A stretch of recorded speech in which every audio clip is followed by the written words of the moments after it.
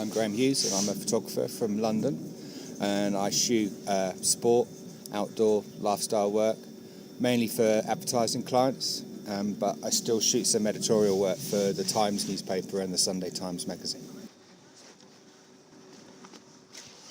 I was quite sporty, and I think I was always interested in photography. My dad was really keen on photography and bought me my first Instamatic camera, and then he bought me an SLR when I was 15. And I used to go to the badminton club or a tennis club and just, when I wasn't playing, take pictures. And then a friend's mum's boyfriend, he was a photographer at All Sport, which is now Getty Images, and I just kept pestering them, and they gave me an apprenticeship, which I did for a couple of years, and that got my foot in the door. That's how I started.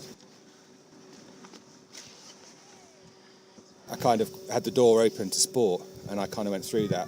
What I did after All Sport was I went to New York and I assisted fashion and advertising people there, and that's when you would have thought that I would have gone into that at that age, but I didn't. I came back to London after 2 years and ended up shooting sport for an agency and then for a couple of papers until I've been at the Times. It's really only been in the last 5-6 years that I've gone really to what I wanted to do in the beginning.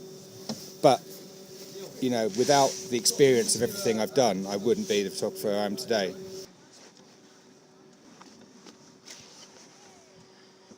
I don't think I'd change anything. I probably would have listened more to what people were telling me, because I was quite Jack the Lad, I suppose, but quite cocky. But I think that especially in the Fleet Street press industry, you've got to have a bit of an ego and be pushy and persistent, not just to do your job, but to get people to give you jobs. You have to be annoying in a way to be remembered, so that you're the first person they think of when they have a job.